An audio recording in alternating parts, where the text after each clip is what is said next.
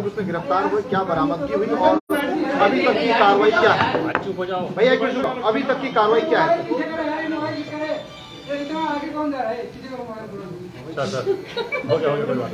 देखिए, पूर्व में यूके SSSC में भर्ती से संबंधित कुछ अनियमितताएं सामने आई थी।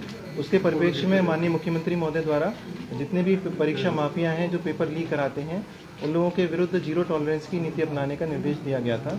इसमें माननीय DGP महोदय द्वारा भी STF को भी निर्देशित किया गया था कि जो भी परीक्षाएं आयोजित की जा रही हैं उस संबंध में सूचना संकलन किया जाए। अगर किसी प्रकार की अनियमितता की बात सामने आती है तो उस पर कार्रवाई की जाए।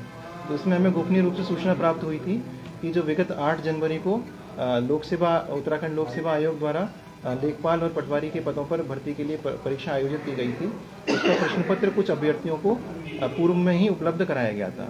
तो उस सूचना पर STF की टीम ने जांच करते हुए जब विस्तृत जांच की तो उसमें सामने आया कि जो यूके PSC के एक सदस्य द्वारा, एक एम्प्लॉय द्वारा, अनुभाग अधिकारी हैं, उसके द्वारा वहाँ से प्रश्न पत्र को चुराकर फोटो खींचकर बाहरी व्यक्तियों को, जिनके नाम राजपाल और संजीव कुमार हैं, उनको उपलब्ध कराया गया और उनके माध्यम से अन्य अभ्यर्थियों को ये प्रश्न पत्र परीक्षा से पूर्व ही पढ़ा दिया गया था।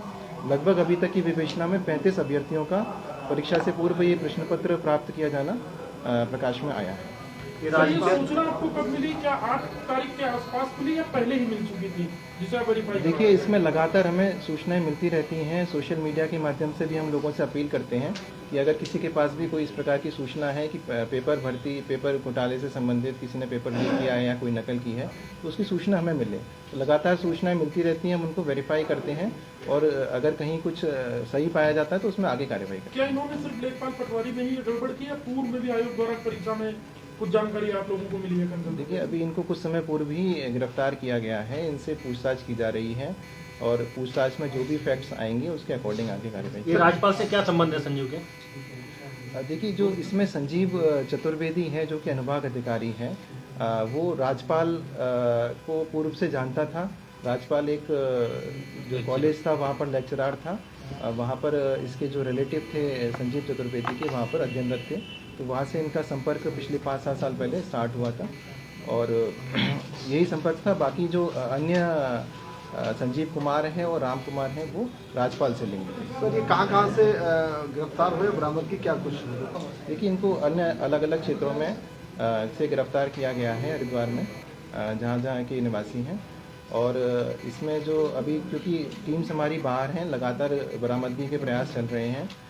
जो अनुभाग अधिकारी है संजीव चतुर्वेदी, उसकी अभिरक्षा से 22.5 लाख रुपए अभी तक हमने बरामद किए। सर, जो पहला एक गैंग पकड़ा गया था जिसमें क्या उस गैंग का इससे कोई ताल्लुक अभी तक देखने को मिला है? देखिए, अभी कुछ समय पूर्व ही इनको गिरफ्तार किया गया है। इनसे पूछताछ जारी है, टीम्स हमारी बाहर हैं।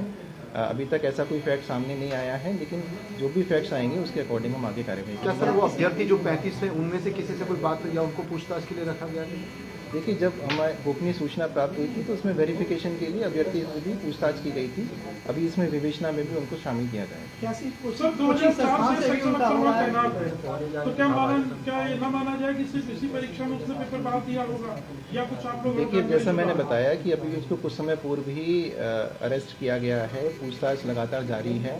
उसके दौरान जो भी फैक्ट्स आएंगे उसके अकॉर्डिंग हम आगे कार्रवाई करेंगे। क्या किसी कोचिंग संस्थान से भी होता है?